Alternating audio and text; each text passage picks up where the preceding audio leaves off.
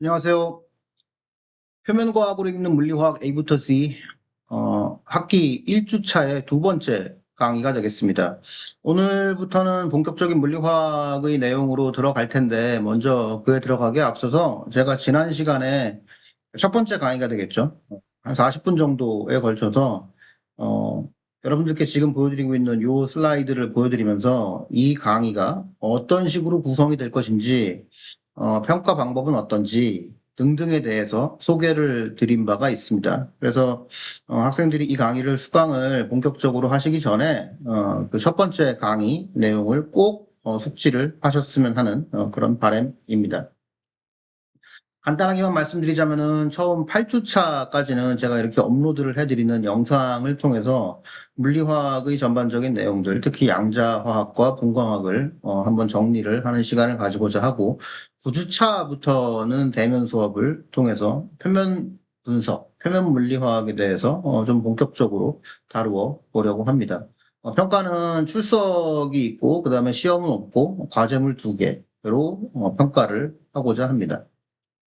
자, 그런 내용들 더 강의, 이 운영에 대한 자세한 내용들은 첫 번째 강의 영상에 모두 담아 있으니까 그 내용들을 참고를 하시면 되겠습니다. 자, 이제부터는 제가 이제 말씀드린 대로 그 처음 8주 동안 말씀드리겠다고 한그 물리화학의 전반적인 내용들에 대해서 시작을 해보도록 하겠습니다. 이 강의 어떤 학생들이 수강 신청을 했는지 이렇게 내역을 좀 보니까, 굉장히 다양한 학생들이 신청을 했습니다. 대부분 다 화학과 학생들이긴 한데, 뭐 2학년 학생들도 있고, 3학년도 있고, 4학년도 있고 그랬습니다. 그래서, 학생들마다 제 강의를, 수강을 하시기 전에 어떤 강의를, 그동안 들어오셨는지에 대한 강의 이력이 상당히 다양할 것 같다라는 생각이 듭니다. 제가 지금부터 말씀드리는 내용들이 어떤 학생들에게는 이미 이전에 강의에서 다 들어봤던 내용이기 때문에 좀 쉬울 수도 있고, 어떤 학생들에게는 좀 새로운 내용일 수도 있는데, 뭐 너무 쉽다고 생각하시는, 이미 다 알고 있다고 생각하시는 학생들도 다시 한번 물리화학을 좀 정리한다는 그런 생각으로 강의를 들어주셔도 좋을 것 같습니다. 자, 그래서 8주 동안 제가 양자화학에 대한 이야기와 분광학에 대한 이야기, 그리고 또 양자화학과 분광학이 연력학과는 어떻게 통계연력학이라는 분야를 통해서 연결이 되는지 뭐 이제 이런 이야기들을 좀 해보고자 하고, 물론 중점을 더 두는 것은 양자화학과 분광학이 되겠습니다. 특히 이제 9주차부터 우리가 배우게 될 표면 분석을 이해하기 위해서 꼭 알아두어야 할 양자화학과 분광학의 지식들을 기반으로 설명을 드리긴 할 텐데 꼭 그거에만 국한되지 않고 물리화학을 좀 전반적으로 정리를 해본다라는 이제 그런 느낌으로 처음 8주 강의를 좀 구성을 해보고자 합니다.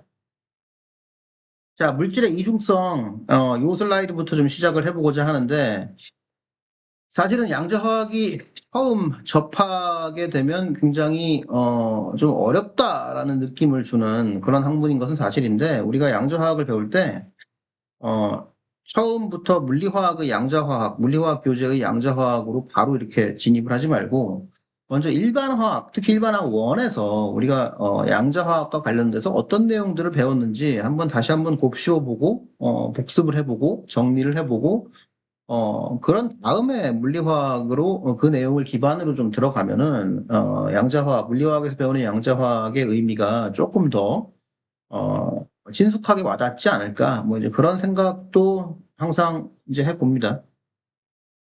자, 물질의 이중성, 우리가 빛이 입자성과 파동성이 있다 뭐 이제 이런 이야기는 많이 들어보셨을 겁니다. 그리고 일반화학에서 사실은 빛뿐만이 아니라 질량을 가지고 있는 모든 물질은 다 이중성, 이런 입자성과 파동성을 가지고 있다. 뭐 이제 이런 것들을 배우게 됩니다. 처음 보여드리는 식은 이 드브로이 식이라는 것이 되겠습니다. 어, 드브로이 식이 되겠는데, 우리가 일반화학에서는 이렇게, 아마 P는 람다분의 H다. 내지는 뭐, MV는 람다분의 H다. 뭐 이제 이런 식으로 우리가 이제 배운 바가 있었을 겁니다. 요 이제 HE가, 여러분들이 아마도 알고 계시는 플랑크 컨스턴트, 플랑크 상수라는 것이 되겠고, 그죠? 그 다음에, 람다라고 하는 것은 어떤 빛의 그 파동성을 우리가 고려했을 때 그 파동성의 파장이 되겠습니다. 한 파가 이렇게 출렁거리는 그 파의 가장 작은 단위, 우리가 뭐 사인파나 코사인파를 생각을 해볼 수가 있는데, 한 파가 이렇게 한번 출렁거릴 때 그 가장 작은 파의 단위가 전진하는 거리, 이게 이제 파장이라고 보시면 되겠습니다. 뭐 M은 당연히 이제 입자의 질량이 되겠고, 그 다음에 V는 이 입자의 속도라고 보시면 되겠습니다. 그래서 이제 이 M 곱하기 V를 뭐 고전 물리학적으로 우리가 이 운동량이다라고 이렇게 표현을 하게 되죠. 이걸 우리가 이제 P 내지는 MV를 우리가 모멘텀, 영어로는 뭐 모멘텀이라고 이렇게 표현을 하게 되고, 이제 우리말로는 우리가 운동량이다, 뭐 이렇게 이제 이야기를 합니다. 우리가 고전적인 그 물리학에서 이야기하는 운동량이나 모멘텀이라고 하는 것은 이거는 당연히 이제 입자의 성질이라고 보시면 되겠습니다. 이거는 당연히 이제 입자의 성질이라고 보시면 되겠습니다. 어떤 입자가 m이라고 하는 질량을 가지고 있고 v라는 속도를 가지고 움직인다. 탁구공이 있는데 탁구공이 질량이 얼마다, 속도를 얼마를 가지고 움직인다라고 하면은 우리가 탁구공의 운동량이라는 것을 구할 수가 있게 되겠죠. 그것은 어떤 모든 어떤 개체들이 따로따로 이렇게 떨어져 있는 입자이면서 각각의 입자가 질량을 가지고 있고 일정한 속도로 움직일 때 우리가 이제 물리량의 하나인 이제 운동량이라는 것을 측정할 수가 있는 것이고, 이거는 당연히 어떤 물질의 입자에 대한 성질입니다. 그래서 이제 이쪽에 드브로이식의 이제 P라고 하는 거 내지는 MV로 표현되는 것, 이제 이쪽은 이제 입자의 성질이라고 보시면 되겠습니다. 근데 반면에 이 람다분의 H라고 하는 건 H는 이제 플랑크 콘스탄트, 이제 상수니까 일단 이거는 뭐 뒤로 하고, 파장을 생각해 보시면은 파장이라는 거는 당연히 이제 한 파가 이렇게 움직이는 요 어떤 파의 단위 거리가 되겠고, 이제 파는 계속 이렇게 출렁거리게 되겠죠. 요 거리가 이제 람다가 되겠는데, 이거는 이제 파장의 성질이 되겠습니다. 그래서 이제 이 이퀘이션의 이 식에 지금 오른쪽에는 파동의 성질이 들어가 있습니다. 그러니까 이 식이라는 게, 이 드브로이 식이라고 하는 게 되게 웃긴 게, 식의 한쪽에는 어떤 운동량이라고 하는, 그러니까 입자의 성질이 들어가 있고, 식의 다른 편에는 사실 파동의 성질이 들어가 있습니다. 그래서 우리가 이 식을 좀 직관적으로 그냥, 물론 물리적으로 아주 맞는 말은 아니지만은 좀 직관적으로, 예, 좀 일상의 언어를 통해서 표현을 해보자면은 사실은 입자는 파동이다라는 이제 이런 식이 되는 겁니다. 한쪽에는 입자고 다른 쪽에는 파동이고, 근데 이게 같다라는 이런 어떤 그 이 이퀘이션이기 때문에, 식이기 때문에 결국은 입자는 파동이다. 조금 더 이제 정확하게 말씀드리자면 입자는 파동이라기보다는 이제 입자의 운동은 파동이다. 우리가 이렇게 이야기할 수 있는 식이 바로 이 드브로이 식이 되겠습니다. 그래서 이 드브로이 식 자체가 이미 이제 이 물질의 이중성을 표현을 하고 있습니다. 이거 여러분들이 일반화학에서 이미 배우신 바가 있는 내용입니다. 그러니까 이 사실은 모든 입자가 파동이다라고 하는 것이 양자화학의 시작이라고 저는 생각을 합니다. 자, 세상 모든 물질은 입자이자 파동입니다. 조금 더 엄밀하게 말씀드린다면 제가 말씀드린 바와 같이 모든 입자의 운동은 파동입니다. 자, 위에 있는 드브로이식의 왼쪽에는 입자의 성질인 질량과 속도, 이 둘을 곱하면 운동량, 이제 P가 되겠죠. 그래서 이 운동량 말씀드린 바가 있습니다. P가 되겠고, 이거는 질량과 속도의 곱이 되겠습니다. 그죠? 그래서 이제 이 식에 지금 왼쪽에는 이런 운동량, 입자에 대한 성질이 나타나 있고, 이 식의 오른쪽에는 파동의 성질인 파장, 그죠? 파장이 나타나 있습니다. 그래서 이 식은 아까 제가 이미 말씀드린 바와 같이 입자의 운동임과 동시에 파동이다. 입자의 성질은 파동이다. 입자의 운동은 파동이다. 뭐 이렇게 이야기를 할 수 있는 식이 되겠습니다. 자, 전자, 핵, 분자, 축구공, 돌멩이 등등이 다 입자이면서 그 운동은 파동입니다. 그래서 모두 파동 함수로 기술이 되는 것입니다. 세상의 모든 입자가 다 파동이기 때문에 결국은 우리가 그것을 기술하기 위해서 파동 함수라는 것을 사용을 하게 됩니다. 결국은 분자 안에 있는 전자의 파동 함수가 결국은 여러분들이 알고 계시는 이제 일반화학에서 배우는 오비탈이지 않겠습니까? 거기에 대해서 이제 천천히 내가 설명을 드리려고 하는데, 그 오비탈이라는 것이 결국은 왜 우리가 알아야 되는 것이냐? 오비탈은 결국은 전자의 분자 안에서의 파동 함수가 되겠는데 그 전자는 사실은 어떤 특정한 질량을 가지고 있는 그리고 특정한 속도로 움직이는 입자이지만 동시에 파동이기 때문에 우리가 그 전자의 어떤 운동을 기술하기 위해서 에너지를 기술하기 위해서는 사실은 파동 함수를 알아야 하고 그래야 우리가 그 에너지를 알 수 있다. 뭐 이제 이런 어, 결론에 도달을 할 수가 있게 되는 겁니다. 그래서 우리가 양자화학을 공부하는 내내 이제 파동함수라는 것을 배우게 되는 것이죠. 자, 이 파동성 때문에 모든 입자가 파동성이 있기 때문에 에너지는 양자화가 된다는 것입니다. 자, 에너지가 양자화가 된다는 것은 무엇이냐? 자, 어떤 사다리가 있을 때 전자가 여기에 있을 수 있고 여기에도 있을 수 있고 여기에도 있을 수 있고 여기에도 있을 수 있고 그런데 전자가 요 사이에는 이제 있을 수가 없다고 해봅시다. 여기 이제 에너지라고 했을 때 뭐 어떤 에너지인지는 일단 지금 당장은 뒤로 하고 그러면은 전자가 차지할 수 있는 에너지 준위는 불연속적입니다. 에너지가 쭉 이렇게 컨티뉴어스 연속적이지가 않아요. 이것을 우리가 이제 에너지가 퀀타이즈 돼 있다. 에너지가 양자화가 되어 있다라고 이야기를 하는 것입니다. 에너지가 이렇게 띄엄띄엄 있는 것이죠. 우리가 일반화학에서 이것도 배우지 않습니까? 수소 원자 안에 있는 전자가 특정한 빛의 에너지를 가지고 있는 빛을 흡수를 하면은 N이라고 하는 주양자수, 양자수 1에서 2로 전이가 될 수 있고, 3으로 전이가 될 수 있고, 그 다음에 또 3에서 2로 내려오고, 2에서 1로 내려오고, 그래서 이것이 이제 어떤 불연속적인 어떤 빛의 방출 스펙트럼을 만들게 되고, 뭐 이런 내용들이 다 결국은 양자화하고 연관이 있는 것이죠. 우리가 거시적인 세상에서 느끼는 에너지는 사실은 양자화가 되어 있지 않은 것처럼 우리가 느낍니다. 우리가 어떤 그 공이 뭐 있다고 했을 때 그 공을 내가 이렇게 살살 밀면은 살살 굴러가고 세게 밀면은 세게 굴러가고 그죠? 양자화가 되어 있다고 뭐 어떤 극단적인 상황을 생각해 보면은 어떤 공이 굴러가는 속도가 양자화가 만약에 되어 있다고 한다면은 공이 1.1m per sec로 올라가다가 1.1, 1.2, 1.3m per sec로는 굴러갈 수가 없고 그죠? 그러다가 어느 순간 더 세게 밀면은 갑자기 1m per sec로 굴러가던 공이 에너지를 훨씬 더 많이 받게 되면 어느 순간에 갑자기 2m per sec로 더 빠르게 굴러가게 되고 갑자기 또 에너지를 더 많이 받게 되면 3m per sec로 굴러가게 되고 근데 공이 뭐 1.1, 1.2, 1.3m per sec 그 1, 2, 3 사이에 있는 어떤 숫자에 해당하는 속도로는 굴러갈 수가 없고 뭐 이제 이러면 우리가 이 공이 굴러가는 속도가 양자화가 되어 있다. 라고 우리가 눈으로 이렇게 볼 수가 있게 되는 거죠. 근데 실제 우리가 사는 세상에서는 그런 일은 벌어지지 않습니다. 그래서 에너지는 그냥 그 공이 굴러가는 속도는 굉장히 연속적인 것처럼 그렇게 보이는 것입니다. 그래서 그 일상적인 생활에서는 사실 에너지가 양자화가 되어 있지 않은 것처럼 보입니다. 그런데 이제 제가 이제 뒤에 뭐 천천히 이제 말씀드리겠습니다만은 양자화라는 거는 일상생활에서도 사실은 어디서나 존재를 합니다.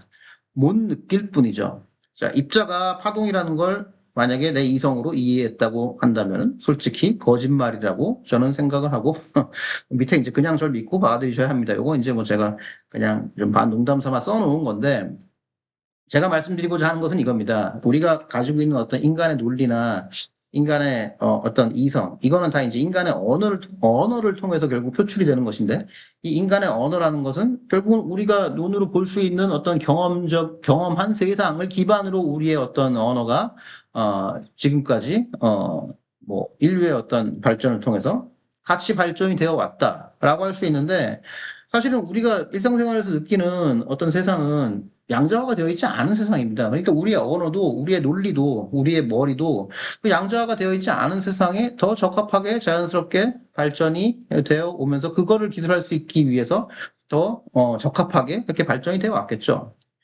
근데 갑자기 이제 이 양자화학에서는 에너지가 띄엄띄엄 불연속적으로 되어 있다, 양자화가 되어 있다, 이제 이렇게 이야기를 하는 것이니까 그것을 우리가 처음에 쉽게 봐들이긴 당연히 어렵죠. 제가 이제 그 올해 초에 뭐 아시는 분들은 아시겠습니다만은 제가 그 처음 배우는 물리화학 뭐 이렇게 수식 너머의 세상 그래서 책이 어디 있나 모르겠네. 네, 요 책입니다. 요 책 제가 올해 초에 요 책 제가 올해 초에 올해 4월 달에 제가 이렇게 그 성균관대학교 출판사를 통해서 발간을 해서 우리 성균관대학교 화학과의 학부에 100권, 그 다음에 뭐 대학원생들 중심으로 한 50권 더 기부를 해서 이제 150권을 기부를 했기 때문에 이 책 아마 직접 사지 않으셔도 여러분들 아마 화학과 어딘가에서 이렇게 많이 발견하실 수 있을 것 같습니다. 아마 많은 분들이 또 이미 받으셨을 것으로 생각을 하는데 이 책에도 제가 이제 그런 이야기를 좀 많이 썼죠. 뭔가 우리가 양자에 대한 거는 사실 이해를 한다기보다는 이렇게 좀 그냥 받아들여야 하는 것 같다. 예. 어, 자, 다음 페이지로 넘어가 보도록 하겠습니다.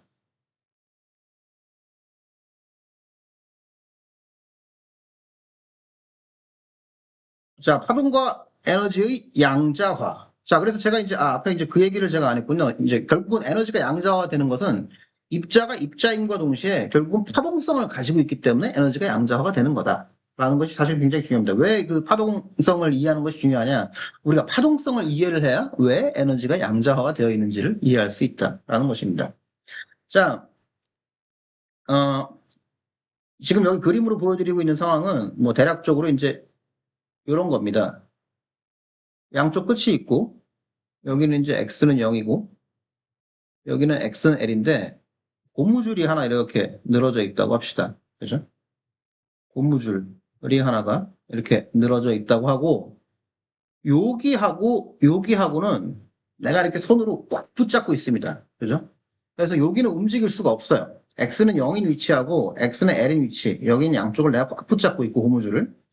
근데 다른 사람이 와가지고 손으로 이렇게 가운데를 튕겨서 이 가운데를 손으로 튕겨가지고 이렇게 팔을 만듭니다. 그죠? 나는 양쪽 끝을 꽉 잡고 있는데 다른 사람이 와가지고 이제 중간 부분을 이렇게 고무줄을 막 이제 늘리고 이렇게 해가지고 움직여가지고 어떤 정상파를 특정한 파장을 가지고 있는 그런 파동을 만든다고 생각을 해봅시다. 그러면은 위에 있는 그림처럼 X축 방향으로 자 이제 X축 방향으로 제가 지금 설명한 내용이죠. 고무줄이 놓여 있다고 합시다. X는 0과 X는 L에서는 줄의 양쪽 끝을 꽉 잡고 있어서 양 끝은 고정이 되어 있습니다. 제가 지금까지 말씀드린 바와 같이 여기하고 여기는 꽉 붙잡고 있어가지고 고정이 되어 있고 근데 이제 다른 사람이 와가지고 고무줄을 천천히 이제 가운데를 막 이제 흔드는 거죠. 그래가지고 이제 파장이 일정한 그러니까 규칙적인 그런 팔을 만들어낸다. 라고 생각을 해보자는 거죠.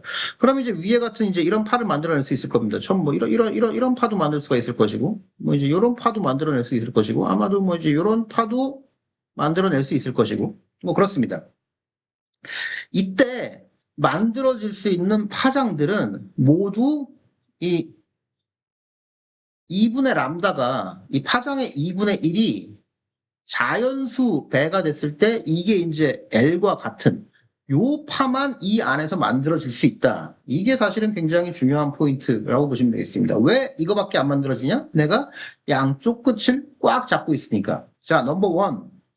고무줄은 파동을 형성할 수 있다. 제가 이제 고무줄이라고 표현을 뭐 이제 했습니다만 여하튼 간에 뭐 좀 이제 직관적으로 우리가 알기 쉽게 이렇게 이제 어떤 파동을 만들 수 있는 그런 개체를 제가 설명을 하다 보니까 이제 고무줄이라고 이제 직관적인 예를 가지고 왔는데 고무줄은 파동을 만들 수가 있습니다. 파동의 형태를 만들 수가 있습니다. 넘버 원, 그게 중요합니다. 파동, 키워드 파동. 두 번째, 내가 양쪽 끝을 꽉 잡고 있어요. 이게 이제 이 소위 말하는 그 양자화학에서 이야기하는 이제 경계 조건, 바운더리 컨디션이라는 게 되겠죠. 이렇게 되면은 결과적으로는 이 2분의 람다 곱하기 자연수. 여기서 이제 n은 뭐 이제 1, 2, 3, 4 등등등 뭐 이런 숫자만 가능하지 않겠습니까? 이런 조건을 만족을 하는 파만 결과적으로는 여기에서 형성이 될 수 있다. 그래서 만약에 이제 뭐 2분의 람다 곱하기 1.2가 이게 L이다. 이러면 이제 이 판은 형성이 안 되는 거죠. 자, L이라고 하는 거는 이 길이입니다, 당연히. 여기는 X는 0이고 여기는 X는 L이니까 여기가 이제 길이가 이제 L이 되는 거죠. 그래서 이 길이가 결국은 파의 방안의 정수배, 그죠? 요거 이제 반파장이 L이고, 반파장의 두 배가 L이고, 반파장의 세 배가 L이고, 뭐 이런 식이 되겠죠. 그죠? 자, 이런 파장만 결국은 여기에서 형성될 수가 있다. 이 조건을 만족시키지 못하면, 이 조건을 만족시키지 못하면, 이런 파는 형성이 되지가 않는다. 뭐, 이렇게 생각할 수가 있죠. 자, 그러면 이제 앞에 이제 우리가 첫 페이지에 드브로이식이라는 걸 배웠으니까 이 드브로이식이라는 거에 이제 P는 람다분의 라고 하는 P는 람다분의 H라고 하는 이 식을 배웠으니까 이 식을 가지고 한번 여기에 접목을 시켜서 생각을 해보자는 말이죠. 자, 특정한 파장만 요 식을 만족시키는 파장만 가능하다면 특정한 운동량만 가능하게 될 것이고, 그러면은 사실은 우리가 이제 일반 물리학에서 꼭 이제 아시다시피 요게 이제 운동량이면은 키네틱 에너지, 만약에 어떤 그, 포텐셜 에너지, 위치 에너지가 없이 운동 에너지만 가지고 자유롭게 운동을 하는 입자가 있다라고 하면 결국 이제 여기서는 이제 이 키네틱 에너지가 P 제곱 divided by 2m 이런 식으로 되거든요. 요게 이제 2분의 1 mv 제곱이 되겠죠. 그죠? 그래서 결과적으로는 이제 이 운동량이 특정한 값만 가질 수 있다. 그러니까 특정한 파장만 가능하기 때문에 특정한 운동량만 가능하고, 특정한 운동량만 가능하면 결국은 특정한 운동 에너지만 가능하고, 이제 이게 결국은 이제 에너지의 불연속성이다, 양자화다라고 이야기를 할 수 있는 겁니다. 그래서 결과적으로는 자, 파동이 중요하고, 파동이 제한되는 게 중요하고, 파동의 제한이 에너지의 양자화를 만든다라고 볼 수 있는 겁니다.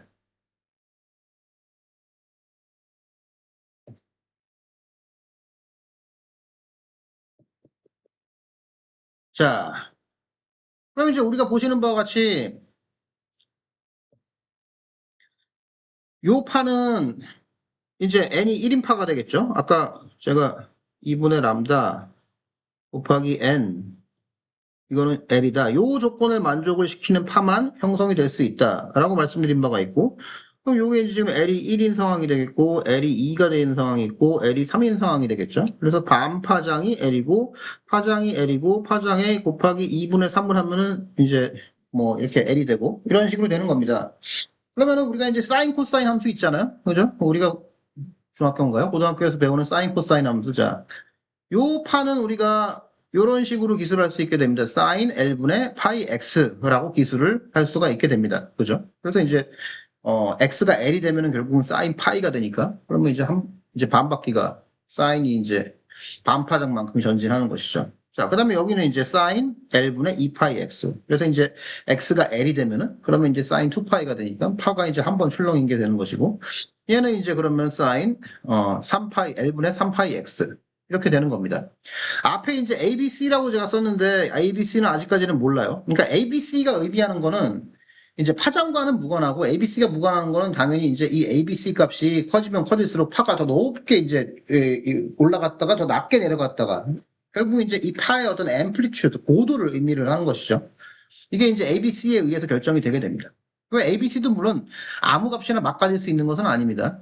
ABC도 이제 나중에 뭐 정규화 문제, 노멀리제이션 이런 문제를 통해서 우리가 값을 정할 수가 있는 것인데, 여하튼 간에 이 간단한 상황에 대해서 요게 사실은 이 각각의 파에 대한 파동 함수다라고 볼 수가 있는 겁니다. 파동 함수 별거 아닙니다. 사실 파동 함수라는 건 결국 입자가 파동성을 가지고 있고, 그 파를 우리가 일단 직관적으로 기술을 한번 해보고 그거를 수학적으로 표현을 하게 되면 이게 파동 함수가 되는 것이죠.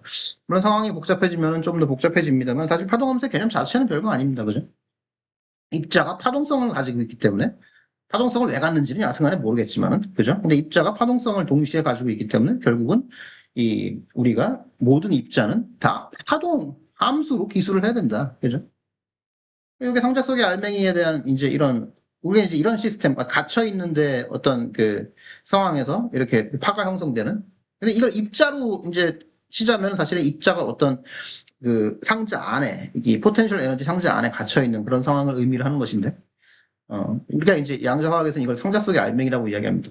이 용어는 제가 뒤에 계속 자주 쓸 거니까, 아마 대부분 뭐 상자 속의 알맹이, particle in a box 다 들어보셨겠지만은, 뭐 혹시 너무 생소하게 이 언어가 다가온다고 해도, 그렇게 겁먹으실 필요는 없습니다. 파장은 위로 갈수록 파장은 짧아지고 운동량과 운동 에너지는 증가를 하게 됩니다. 그죠? 에너지가 불연속적으로 돼 있는 거죠. 자, x는 0, x는 L, 위치의 높이는 0으로 고정시켜 놓고, 여기 이제 높이는 y축이 되겠죠? 이거는 이제 0으로 고정시켜 놓고 꽉 잡고 있으니까, 그 안에서 만들 수 있는 파들 중에서 파장이 가장 짧은 3개, N1인 거, N2인 거, N3인 거, 자, 3개만 그려보았다. 옆에 각 파동 함수도 써봤다. 그죠? 파동 함수 별거 아니다. 드브로이식을 생각해보면은 위로 갈수록 파장이 짧아지니까 운동량이 증가하고 결국은 앞에 말씀드린 바와 같이 결국 운동 에너지도 증가를 하게 되겠죠. 특정한 질량의 입자의 입장에서는 입자가 x는 0, x는 l 위치에 무한대 높이의 벽이 있고 그 사이에서 입자가 자유롭게 움직이는 건데 파장이 긴 건 느린 입자, 파장이 짧은 건 빠른 입자입니다. 자, 요게 이제 제가 말씀드린 소위 말하는 파티클 이너 박스입니다. 그러니까 요 파장의 그림을 우리가 다시 입자의 그림으로 갖고 오면은 요 파장의 그림이라는 게 입자 입장에서는 어떤 상태냐? 입자 입장에서는 자, 여기가 이제 x는 0이고 요 위치가 x는 l인 상태인데 요 y축 값은 지금 포텐셜 에너지입니다. 자, 사실은 이제 모든 입자가 뭐 물론 어떤 경우에는 자유 운동을 하기 때문에 키네틱 에너지만 있겠지만은 어떤 상황에서는 이제 입자는 키네틱 에너지를 가짐과 동시에 이제 포텐셜 에너지, 위치 에너지도 가지게 됩니다. 예를 들어서 이제 이런 거죠. 만약에 전자가 근데 물론 이제 이 상황은 전자보다는 훨씬 더 간단한 상황입니다. 저는 이제 지금 1차원적인 파동 운동만 고려하고 있지만 전자에서는 이게 분자 안에서는 전자가 3차원 운동을 하기 때문에 상황이 훨씬 복잡하긴 한데 그걸 훨씬 단순화시킨 이 시스템에서 지금 이제 설명을 하고 있는 건데 지금까지는 우리가 운동 에너지만 고려를 했는데 사실은 이제 포텐셜 에너지, 위치 에너지도 고려를 해야 되죠. 그러니까 예를 들어서 전자가 분자 안에 있다. 그러면 전자가 이제 그 운동 에너지를 가지고 움직일 수도 있겠습니다만은 다른 한편으로는 전자가 이제 핵에는 양성자가 있지 않겠습니까? 모든 분자 안에는 이제 핵이 있고 그다음에 전자가 이렇게 그 핵 주변을 막 돌아다니게 되는데 사실은 요 둘 사이에 인력이 있기 때문에 거기에 의해서 전자는 이 위치 에너지를 느끼게 됩니다. 그죠? 플러스와 마이너스의 어떤 인력, 플러스와 마이너스, 핵에 있는 플러스와 전자의 마이너스 사이의 어떤 서로 간의 어트랙티브 인터랙션을 통해서 이제 위치 에너지가 형성이 되게 됩니다. 그리고 이제 전자는 또 일정한 어떤 운동 에너지를 가지고 있기 때문에 또 키네틱 에너지를 가지게 되죠. 결과적으로는 이제 전자의 에너지는 운동 에너지와 이제 위치 에너지가 있다라고 생각을 할 수가 있게 되는데 이제 분자 안에 있을 때 말이죠. 요 상황은 좀 굉장히 복잡한 상황이고 좀 단순화 시켜가지고 우리가 이런 시스템을 생각해 보는 겁니다. 어떤 입자가 있는데 꼭 전자일 필요도 없어요, 사실은. 근데 뭐 전자라고 해보죠. 전자가 이렇게 좌우로만 움직일 수 있는 겁니다. 전자가 좌우로만 움직일 수 있고 여기하고 여기 사이에서는 포텐셜 에너지가 0고 운동 에너지만 있다. 여기서는 전자가 자유롭게 움직인다. 근데 갑자기 x는 0이 되고 내지는 x가 l이 되면은 이 포텐셜 에너지가 무한대가 된다. 그죠? 무한대가 된다. 그러니까 이 전자가 그러니까 당연히 이제 포텐셜 에너지가 무한대가 되면 이제 키네틱 에너지는 뭐 최소가 될 거란 말이죠. 그러니까 전자가 거기서는 더 이상 이제 움직일 수가 없는 이제 그런 상태가 될 거란 말이죠. 그러니까 포텐셜 에너지가 뭐 무한대라고 하는 거는 플러스 이제 마이너스 전자가 있는데 플러스하고 잡아당겨지는 힘이 무한대가 된다. 거기 꽉 속박이 돼 있다. 그러면 이제 이 전자는 움직일 수가 없게 되는 거죠. 그죠? 그러니까 요게 이제 여기하고 여기에서 전자가 그런 상태로 있게 된다는 겁니다. 근데 이 사이에는 전자가 자유롭게 움직일 수 있고 아무런 포텐셜 에너지를 느끼지 못한다. 그죠? 그러니까 이게 이제 굉장히 가상적인 상황인 거죠. 사실은 굉장히 가상적인 상황인데 실제는 그렇지 않은데 우리가 이제 양자화학의 어떤 그 양자화를 이해하기 위해서 좀 가상적으로 이제 생각해보는 이제 그런 상황이 되겠는데 그래서 이제 이거는 어떤 걸 의미하냐 입자의 그림에서는 어떤 걸 의미하냐면은 어떤 입자가 전자라고 했을 때 이 전자가 1차원적으로는 막 좌우로는 자유롭게 갑자기 움직이는데 x는 0, x는 이 L 이 위치에 가게 되면 갑자기 운동 에너지가 무한대가 확 돼버리고 이제 거기에 확 이제 무한대 에너지를 위치 에너지를 가지고 이제 꽉 잡혀버릴 수 있는 이제 그런 상태가 돼버린다라는 것을 이 입자의 그림에서 얘가 이제 의미를 하게 됩니다.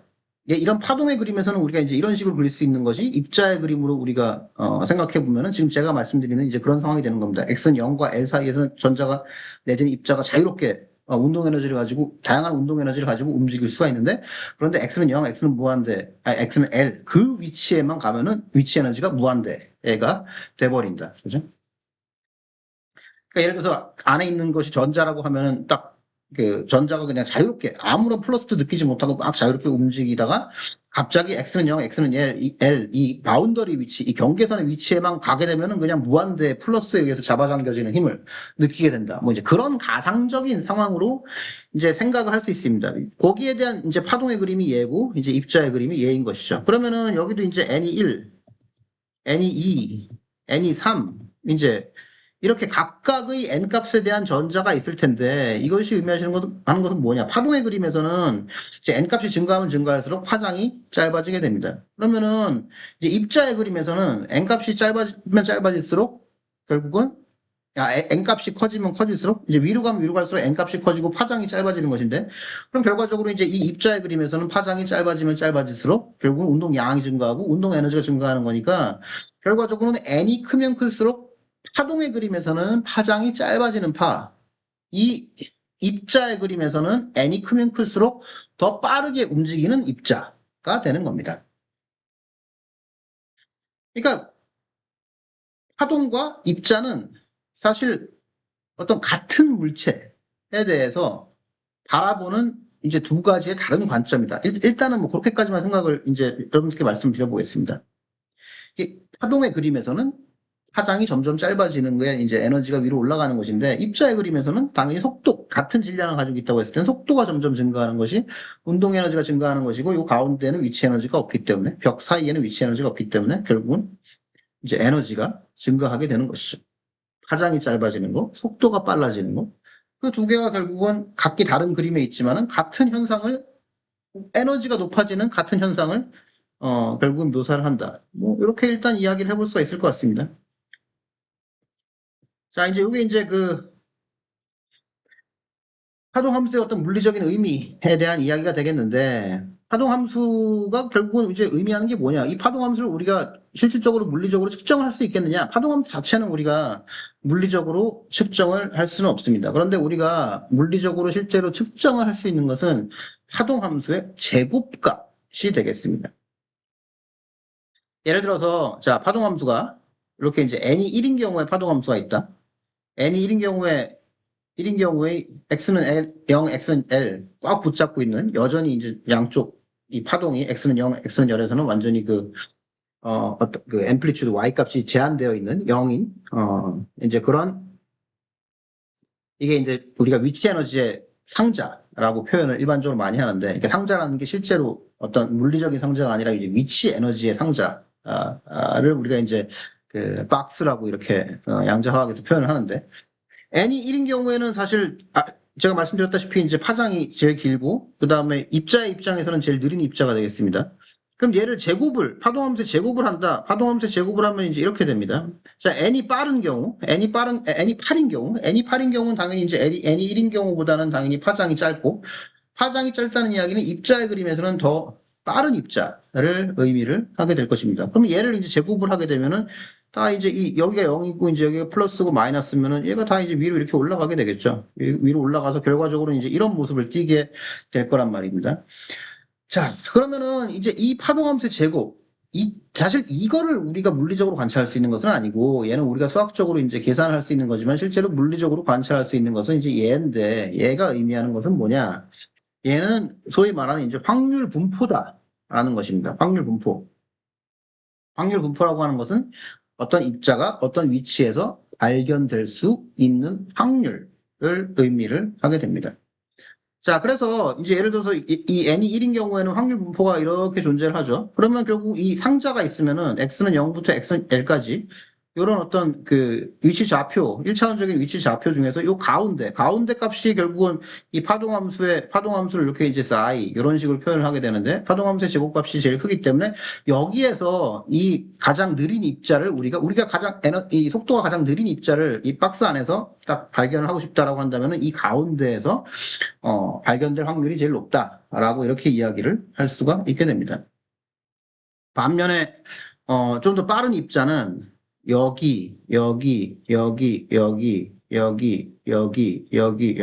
위치에서 발견될 확률이 가장 크게 되겠죠. 그죠?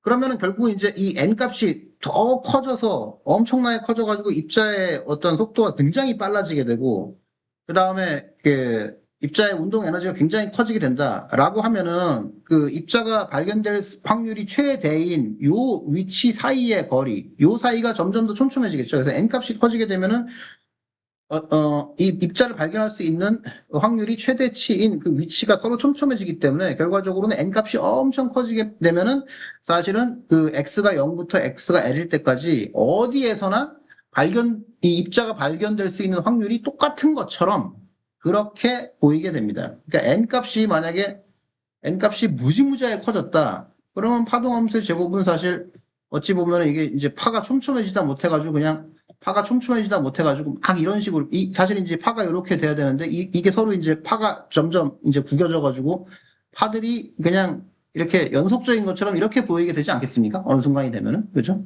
n 값이 너무 커지게 되면은 x가 0이고 x가 l이라고 했을 때 그러면은 사실은 어디에서나 이제 그 입자를 발견할 수 있는 확률은 사실은 똑같아지게 되는 거죠. 사실은 이게 이제 사실은 우리가 거시적인 세상에서 보고 있는 것입니다. 이 미시적인 세상에서는 군데군데마다 위치마다 똑같은 에너지를 가지고 있는 내지는 똑같은 운동량을 가지고 있는 어떤 입자의 위치를 발견할 수 있는 확률이 다 다른데 사실은 이제 이 거시적인 세상에서는 그런 파동성을 우리가 잘 보지 못하는 그런 상황이 되고 그러면은 결국은 어디에서나 입자를 발견할 수 있는 확률이 다 같은 것처럼 이제 그렇게 보이게 되는 겁니다.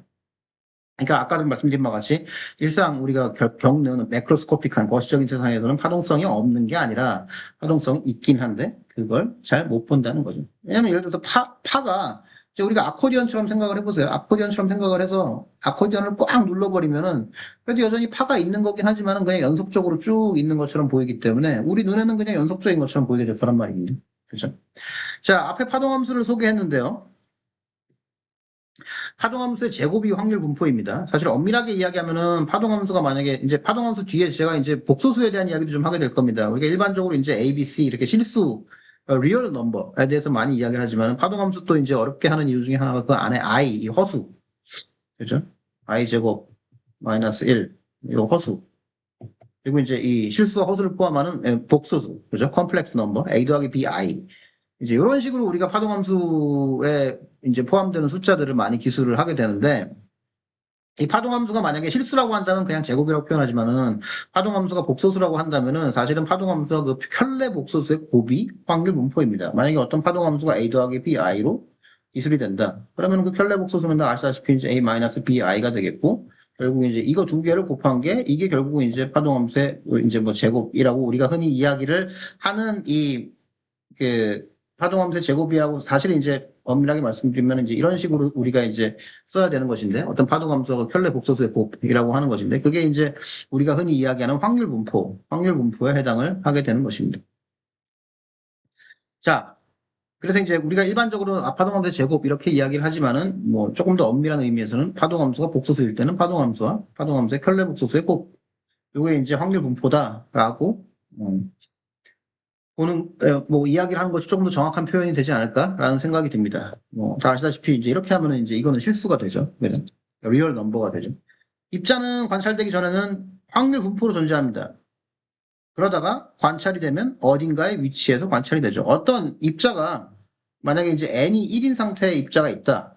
그럼 n이 1인 상태는 요런 확률 분포로 존재하게 됩니다. 그러니까 n이 1인 상태의 전자가 막 여기저기 이렇게 막 돌아다니기 때문에 위치를 알 수 없다. 뭐 이제 이런 개념이 아니라 그 자체가 그냥 확률 분포로 존재를 한다라는 것이죠. 여기에 있을 확률 얼마, 여기에 있을 확률 얼마, 여기에 있을 확률 얼마. 이런 어떤 확률 분포로 존재를 하게 된다는 것입니다. 그러다가 관찰이 되는 순간에 어딘가의 위치에서 관찰이 될 것이고 관찰이 될 수 있는 확률이 가장 큰 위치는 바로 여기가 되겠죠. 그런데 이 같은 구조 안에서 같은 에너지를 가진 입자를 그러니까 예를 들어서 이제 이 안에 전자가 있다고 한다면은 n이 1인 상태의 전자를 위치를 내가 관찰을 하고 그 다음에 다시 또 조금 더 시간이 있다가 그 전자를 다시 놔주고 시간이 좀 더 지난 다음에 다시 그 전자의 위치를 또 관찰을 하고 또 시간이 지난 다음에 그 전자의 위치를 또 관찰을 하고 그러니까 똑같은 n값을 가지고 있는 전자의 위치를 관찰하기를 예를 들어서 뭐 수만 번, 수십만 번을 반복을 해서 그 위치의 통계를 내보면은 결국은 이런 확률 분포가 나오게 되는 것입니다. 자, 그래서 이제 여기 써놓은 바와 같이 같은 구조 안에서 같은 에너지를 가지는 수많은 입자를 관찰을 해서 그 위치 분포를 보게 되면은 이 파동함수의 제곱이 나옵니다. 이제 위에 오른쪽처럼 말이죠. 그래서 이 파동함수의 제곱이라는 거는 원래 어떤 입자가 관찰이 되기 전에의 상태인데 우리가 그 하나의 입자의 확률 분포를 볼 수는 없죠. 우리가 관찰을 한다는 것은 사실 입자를 우리가 파동성으로 관찰할 수는 없어요. 입자를 우리가 관찰하는 순간 결국은 입자로서 관찰하는 거죠. 어떤 물질이 질량을 가지고 움직이다가 어떤 위치에서 관찰이 되는 것은 입자로서 관찰이 되는 겁니다. 그러니까 이런 파동성으로 기술이 되는 확률 분포 그 자체를 우리가 이제 관찰할 수는 없지만은 그 입자를 수십만 개 똑같은 그런 어떤 그 운동량 내지는 운동 에너지를 똑같은 시스템 안에서 가지고 있는 그 어떤 입자를 관찰하기를 수만 번을 반복을 해서 그 위치의 통계를 내보면 그러면 결국은 그 확률 분포, 그 입자가 원래 가지고 어떤 존재하던 확률 분포 상태하고 똑같은 상태를 우리가 관찰로 이제 만들어낼 수가 있게 되는 겁니다. 자, 그래서 관찰 전에는 확률로 존재를 하다가 그래서 정확한 위치를 모르고 그래서 우리가 전자도 사실은 왜 전자라고 표현을 하다가 어느 순간 일반화하게 된 이제 전자구름이라고 표현하지 않겠습니까? 전자구름이라는 게 뭐예요? 결국 전자의 확률 분포를 의미하는 거죠. 전자가 정확하게 어디 있을지 모르고 여기 있을 확률 얼마, 여기 있을 확률 얼마 이렇게 확률 분포로밖에 알 수가 없다라는 게 결국은 우리가 이제 전자구름이라고 이야기를 하는 근거가 되겠고 그게 결국은 이제 오비탈 우리가 일반화해서 오비탈이라고 이야기하는 거지 않겠습니까? 다 우리가 뭐 일반화학에서 배운 내용이죠. 제가 지금까지 설명드린 내용들 다 일반화학의 어떤 근간을 하고 있는 내용들입니다. 자, 그래서 관찰 전에는 확률로 존재를 하다가 그래서 그 정확한 위치를 모르고 근데 관찰 순간에 입자의 위치로 결정이 되고 그리고 이제 그 입자들을 무수히 많이 또 관찰을 하게 되면은 그 확률 분포를 우리가 얻을 수 있고 뭐 이게 사실 이해가 잘 되시겠어요? 이해가 잘 안 돼야 저는 정상이라고 생각합니다. 왜? 제가 아까 말씀드린 바와 같이 우리의 언어와 논리적인 체계는 뇌는 이런 우리가 눈으로 관찰하지 못하는 세상을 기술하는데 적합하게 발전이 되어 오지 않았기 때문입니다. 물론 이제 과학을 배우게 되면, 화학을 배우고 물리학을 배우게 되면 이제 그런 논리적인 체계를 하나씩 배워 나가게 되는 거죠. 그러니까 어찌 생각해 보면 여러분들은 지금 이제 이 양자화학을 만약에 처음 접하신다고 한다면은 그러면은 이 새로운 세상을 보는 새로운 언어를 새로 하나를 배운다라고 생각을 하셔야 돼요. 여러분들이 생각해 보세요. 이제 저는 뭐 중학교 들어가서 이제 영어를 처음 배우기 시작했습니다만 여러분들 아마 뭐 중학교 아니면 아마 초등학교 뭐 3학년 때부터 학교에서 영어를 배우셨을 거고 저도 이제 뭐 이제 집에 애가 있으니까 그 애 교육 과정 지금 이제 뭐 대학을 이제 다니는 정도의 성인이 됐습니다만은 뭐 저희 애도 이제 아마 뭐 초등학교 1학년 2학기 때부터인가 뭐 영어 학원을 다니기 시작했던 것 같은데 여러분들 영어 학원 처음 다닐 때 한번 생각을 해보세요. 영어를 배우는데 이거 영어가 왜 이래라고 이렇게 막 뭐 의문을 가지고 나 영어가 이해가 안 되는데 그러나요? 그냥 외우는 거잖아요. 그러니까 양자화학도 저는 어느 정도는 마찬가지라고 생각을 합니다. 새로운 세상을 기술을 하는 여러분들이 지금까지는 배우지 못했던 새로운 언어를 하나를 배우는 건데 이게 뭐 이해가 되고 안 되고 할 게 뭐가 있겠습니까? 그냥 그렇구나라고 일단 받아들이는 수밖에 없죠. 그러면서 거기에 적응을 해 나가면서 여러분들이 이제 시간이 지나면은 또 영어를 자주 접하게 되면 영어를 잘하게 되듯이 양자화학에 대해서도 이제 계속 접하다 보면은 뭐 익숙해지지 않겠습니까? 물론 뭐 어떤 사람들은 이제 아기 때 갑자기 3살 때 무슨 뭐 3개 국어를 하기 시작했다. 굉장히 뭐 어떤 언어의 천재적인 그런 재능을 나타내는 사람들이 있고 뭐 과학에도 어떤 사람들은 굉장히 뭐 그런 천재적인 재능을 나타내서 처음부터 막 양자화학이 너무 재미있고 이해가 쏙쏙 되고 뭐 그런 사람들도 있을 수 있겠죠. 사실 뭐 저는 그런 사람은 솔직히 아닙니다. 저는 30년이라는 세월을 걸쳐서 저도 이제 뭐 이 화학을 이렇게 뭐 연구를 하고 이렇게 물리화학을 공부한 지 한 30년 정도 된다고 생각을 하는데 그 30년의 세월 동안 굉장히 무수히 많은 이런 어떤 경험들을 통해서 양자화학에 그 익숙해지는 과정을 반복해온 사람이라고 보시면 되겠고 저도 처음에는 당연히 이게 이제 이해가 잘 안 됐죠.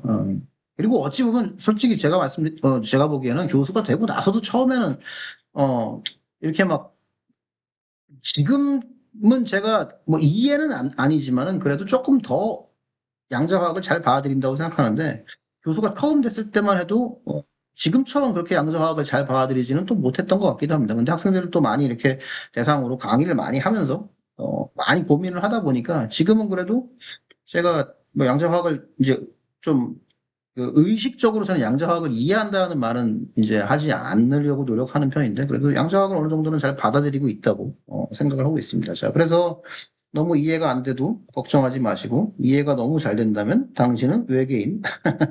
뭐. 자, 근데 이제 제가 설명을 드리는 게 이게 이제 양자화학에서는 맞긴 맞습니다. 저는 개인적으로 이게 맞다고 이제 생각을 지금은 하는 편입니다. 또 이 학문을 물리화학이라고 하는 학문을 가르치는 입장에서 말이죠. 자, 입자는 관찰 전에는 확률 분포로 존재를 하게 됩니다. 자, 그래서 이제 이런 걸 생각해 볼 수가 있겠죠. 알기 전에는 반반인데 보는 순간 0 아니면 1이 된다. 이런 어떤 물질이 이제 확률 분포로 존재를 하다가 관찰되는 순간에 그 어떤 관찰자의 관찰 행위에 의해서 어떤 그 존재, 입자로서의 어떤 그 존재가 결정이 된다. 우리가 관찰하는 행위는 다 우리가 입자로서 관찰하는 겁니다. 파동 자체를 우리가 관찰을 하지는 않습니다. 자, 아무도 모르는, 자, 여기 이제 위에 이제 그림이 있고, 거기에 이제 이 그림에 대한 텍스트가 아래에 있습니다. 자, 아무도 모르는 상자 안에 두 사람이 갇혀 있어요. 두 사람이 갇혀 있습니다. 한 사람이 갇혀 있고 또 한 사람이 갇혀 있죠. 그런데 상자 안에 남자가 있을 확률이 50%고 여자가 있을 확률이 50%예요. 그죠? 그러면 이제 우리가, 그럼 두 사람이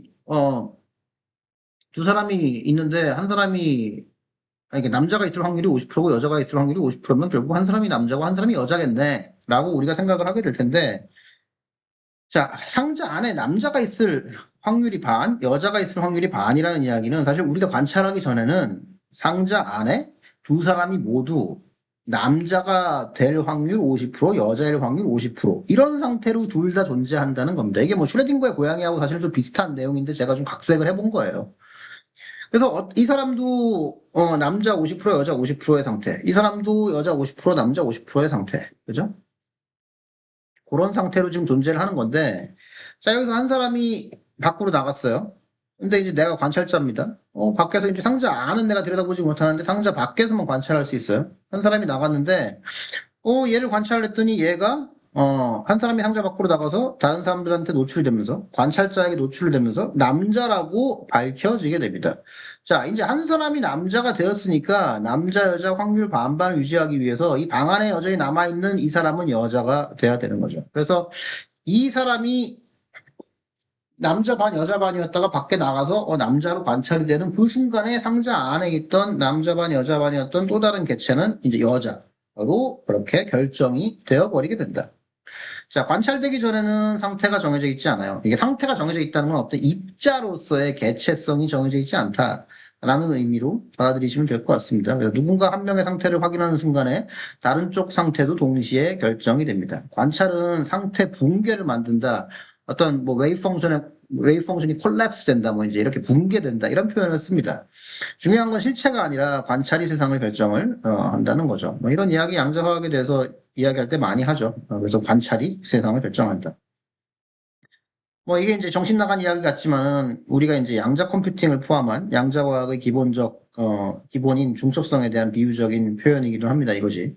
그래서 우리가 뭐 그런 이제 저도 이제 양자 컴퓨팅에 대해서 뭐 이렇게 공부를 해보진 않았습니다만은 이제 우리가 일반적으로 컴퓨터에서는 어떤 기본 한 단위가 0 아니면 1 이렇게 이게 이제 1 비트가 되겠죠. 0 아니면 1 둘 중에 하나를 결정을 이제 함으로써 연산을 시작을 하게 되는데 이 양자 중첩 상태에서는 0과 1이 동시에 이렇게 있을 수 있는 그런 상태가 되겠고 그런 성질을 이용하게 되면 굉장히 여러 개의 연산을 동시에 할 수 있기 때문에 양자 컴퓨팅의 연산이 일반적인 우리가 알고 있는 컴퓨터보다 훨씬 빠르다 뭐 이제 이렇게 이야기를 이제 할 수가 있다 뭐 이제 그 정도가 일반적으로 사람들이 많이 이야기하는 양자 컴퓨팅의 어떤 뭐 기본에 대한 어떤 그 비유 설명 뭐 이제 그 정도로 보시면 되겠습니다. 여하튼 간에 관찰자는 중첩 상태 여러 상태가 마치 겹쳐져서 확률 분포로 요 상태 다 존재하는 그런 확률 분포로 있는 상태처럼 보이고 관찰을 하는 순간에 진짜 하나의 상태로 결정이 된다. 자, 이제 우리가 이제 3차원으로 이제 사실 가봐야 되겠죠. 3차원으로 가봐야 되는데 지금까지는 우리가 1차원에 대한 이야기만 했습니다. 1차원에 대한 이야기를 했고 그래서 우리가 이제 자 람다분의 2 곱하기 n은 이게 L이다 라고 하는 이제 이런 이제 요 조건을 만족을 하는 어떤 파장만 이제 허용이 가능하다라고 이야기를 했는데, 이거는 제가 이제 입자 설명에서도 말씀드렸습니다만은, 입자 설명에서도 결국은 이 입자가 1차원적으로만 움직이는 거다. 이게 원다이멘셔널 시스템에 대한 거다라고 이야기할 수 있게 되겠고, 근데 우리가 이제 아시다시피 우리가 경험하는 세상은 3차원적인 세상이고, 만약에 어떤 전자가 분자 안에 있다고 할 때도 전자가 1차원적으로만 왔다 갔다 움직이는 게 아니라 전자는 3차원적으로, 만약에 수소 원자 안에 있는 전자가 하나 있다고 했을 때 수소 원자 안에 이제 그 중심에 핵이 있고 전자가 이렇게 그 주변을 막 움직인다고 하면은 3차원적으로 움직이게 될 거 아닙니까? 그러니까 사실은 우리가 이제 이런 어떤 그 파동과 그 파동의 어떤 그 경계 조건, 제한 조건을 우리가 3차원적으로 고려를 하게 되어야 됩니다. 이제 그걸 가장 간단히 할 수 있는 거는 그냥 우리가 지금까지 배웠던 1차원적인 시스템을 3차원으로 확장을 시켜야 되는 겁니다. 그래서 우리가 지금까지는 요 식 하나만 다뤘는데, 그러면은 람다 x 2 n x는 lx. 그러니까 이제 이 상자, 위치 에너지 상자의 길이가 lx, ly, lz 이렇게 있다고 했을 때, 그럼 또 이제 람다 y 2 n y는 ly, 그다음에 람다 c 2 n z lz. 자, 이렇게 세 개의 식을 가지고 이제 파장 세 개, 람다 xy c, 그다음에 lxyz가 결국 이제 상자가 이제 이렇게 3차원적인 상자가 있고, 완전히 이제 여섯 면이 다 가로 막혀 있는 상자가 있고, 그 안에서 입자가 자유롭게 움직일 수 있지만은 밖으로는 나갈 수 없는 이제 그런 상태가 되는 것인데, 그러면 이제 그 만약에 상자가 육면체라고 했을 때, 즉 육면체라고 했을 때 그 육면체의 각변의 길이가 이제 lx, ly, lz가 되겠고, 그러면 이제 이 양자수 lx, ly, lz가 나오게 되는 것이죠. 이제 lx, ly, az가 나오게 되는 것이고, 우리가 여기서 이제 1차원적인 시스템에서 얘를 양자수라고 부를 수가 있는데, 양자수라고 부를 수 있는데, 이렇게 1차원적인 시스템을 3차원으로 확장을 시키게 되면 결국은 이제 nx, ny, nz. 자, 이렇게 세 개를 우리가 이제 하나의 양자수라고 부를 수 있게 됩니다. 제가 이제 여기서 그 일반화학에서 배운 내용 한 가지를 좀 여러분들께 이제 리마인드를 시켜드리고 싶은데, 일반화학에서 우리가 어떤 오비탈이라는 것이 있다고 했을 때 어떤 오비탈을 규정하기 위해서는 세 개의 양자수가 필요합니다.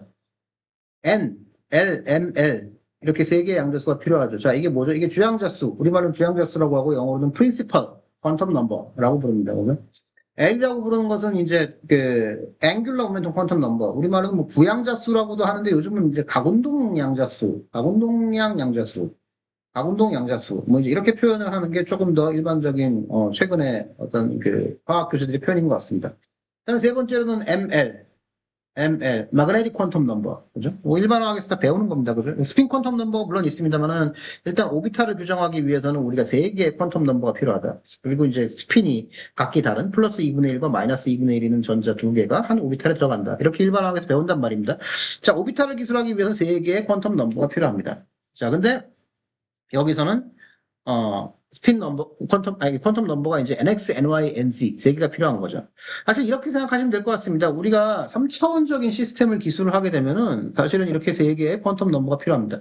그러니까 1차원적인 시스템이라면은 양자수가 하나만 필요한데 3차원적인 시스템이라면은 양자수가 세 개가 필요하죠. 그런데 이 양자수 세 개를 좀 다르게 표현한 것이 이제 n, l, m, l이다. 여기도 양자수가 세 개가 있고 여기도 양자수가 세 개가 있고 그 형태는 다르지만 여하튼 간에 다 어떤 3차원적인 입자의 파동성을 기술하는 것이기 때문에 양자수가 3개가 필요한 거다. 이렇게 생각을 할 수가 있을 것 같습니다. 뭐 뒤에 가서 이 각각의 양자수가 의미하는 것이 무엇인지 다 차근차근 하나씩 다뤄볼 테니까 뭐 너무 이렇게 아니 사실 일반화학에서 다 이미 배우신 내용이기 때문에 뭐 생소하다고 생각하시지는 않을 것 같은데, 그래도 뒤에 다시 한번 더 자세하게 설명을 드릴 거니까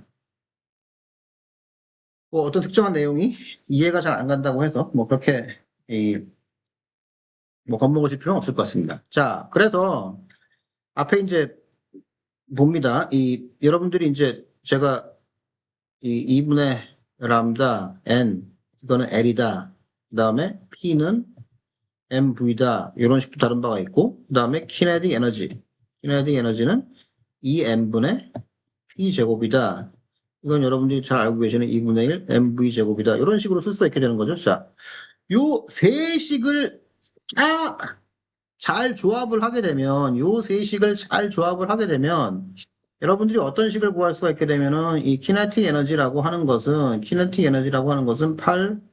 8ml 제곱분의 n제곱 h제곱이다 라고 하는 요 식을 구할 수가 있게 됩니다. 이게 이제 결국은 이 양자화된 이 박스 안에 갇혀있는 전자의 양자화된, 근데 1차원적인 박스 안에 갇혀있는 전자의 양자화된 에너지 준위를 기술하는 식이다 라고 볼 수가 있게 되는 것이죠.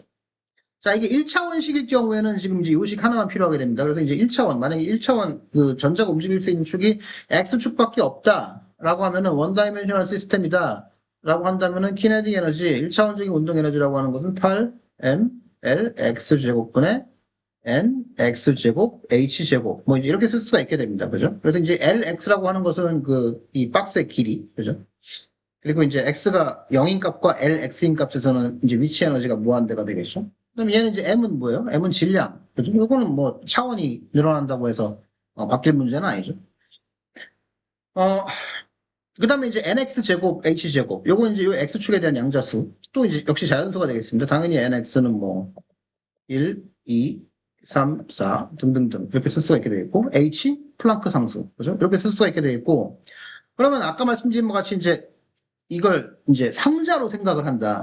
이제 1차원적인 이 직선을 3차원적인 시스템으로 확장을 시키는데 3차원적인 이제 상자로 확장을 시킨다고 했을 때 LX에 대해서 앞에 이제 말씀드린 바와 같이 LX에 대해서 제한 조건이 파동의 제한 조건이 있을 것이고 LY에 대해서 또 파동의 제한 조건이 있을 것이고 LZ에 대해서 파동에 대한 제한 조건이 있을 것이고 그러면 결과적으로는 우리가 X축에 대해서 이 8mLX제곱분의 nx제곱 h제곱 y축에 대해서도 또 8mLy제곱분의 ny제곱 h제곱 또 z에 대해서도 또 8mLz제곱분의 nz제곱 h제곱 이렇게 이제 운동에너지가 이런 식으로 제한된다는 것을 각 축에 대해서 운동에너지가 제한된다는 것을 우리가 얻을 수가 있게 되고 그럼 결국은 얘네들을 다 더하게 되면은 결국 3차원적인 운동 에너지를 기술하는 항이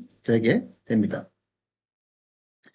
자, 뭐 여기 이제 자세하게 나와 있는데 제가 지금 설명드린 거 그대로 있습니다. 파동 입자 드브로이 이중식 이중 조건 람다분의 h가 있고 그다음 경계 조건이 있습니다. 경계 조건 이제 2분의 1, 저 람다 nx, 람다는 lx다. 람다 곱하기 nx, 그죠? 뭐 같은 식이죠. 제가 쓴 거하고, 그죠? 그다음 운동 에너지에 대한 식, 3차원으로 확장, 그죠? 정수가 커지면 에너지가 왜 증가할까? 당연히 정수가 커지면 운동 에너지는 정수의 제곱에 비례하니까 정수가 커지면 에너지가 더 커지게 되는 것이죠. 자, 상자의 크기와 질량의 영향. 이 부분이 좀 중요한 부분입니다. 상자의 크기와 질량의 영향. 요거를 좀 제가, 좀 자세히 설명을 여기서는, 드려야 될 것 같은데. 사실은 여기서 설명드리고자 하는 것은 이제 이 질량과 질량과 질량과 질량과 이 길이가 커지면서 어떤 일이 일어나는지를 여러분들께 이제 설명을 드리고 싶어서 그러는 건데 사실은 여기 보시는 바와 같이 에너지는 n 제곱에는 비례해서 증가하고 nl 제곱에 비례해서는 결국은 반비례해서는 감소를 하게 됩니다. 그죠? 그래서 만약에 이제 M하고 L하고가 커진다. L이 점점 커진다는 이야기는 이제 이 어떤 입자가 움직일 수 있는 그 공간이 점점 더 커진다는 것을 의미를 하고, 그 다음에 M이 점점 더 커진다는 것은 당연히 이제 입자의 질량이 커진다는 것을 의미를 하게 되는데, ML이 굉장히 작을 때는 N은 1, 뭐 N은 2, 뭐 N은 3 이렇게 있다가 ML이 커지면은 당연히 이제 이 ML 제곱이 분모에 들어가니까 이 ML 제곱이 분모에 들어가니까 이 각각의 에너지 준위가 내려앉고 N이 1, 그 다음에 N이 2, 그 다음에 N이 3. M과 L 값이 커지게 되면 커지게 될수록 이 각각의 에너지 준위가 점점 더 이 같은 정수의 양자수를 가지고 있는 그런 상황에 대해서 이제 이 에너지 준위가 내려가게 되는데 그것뿐만 아니라 이 인접한 에너지 준위 사이의 갭, 이 갭도 ml 제곱이 커지면 커질수록 요 갭이 점점 작아지게 된다. 요 갭이 점점 작아지게 된다. 1, 2 사이의 갭이 컸는데 작아지게 되고 2, 3 사이의 갭이 컸는데 작아지게 되고 이제 이게 m과 l 값이 커지면 커질수록 각 양자수에 대한 에너지는 점점 더 내려가면서 서로 이렇게 그러니까 L 제곱이니까 L 같은 경우에는 이제 L 제곱이기 때문에 L이 점점 더 커지게 되면은 그러면은 이제 거기에 대해서 기하급수적으로 이제 이 인접한 준위 사이의 에너지 간격은 점점 좀 좁아지게 되게 되는 거죠. 그리고 이제 이걸 근데 3차원적으로 생각했을 때 이것이 이제 모든 차원에 대해서 다 적용이 되게 되는 거죠. 결과적으로는 이제 어떤, 우리가 결론을 낼 수 있게 되냐면은,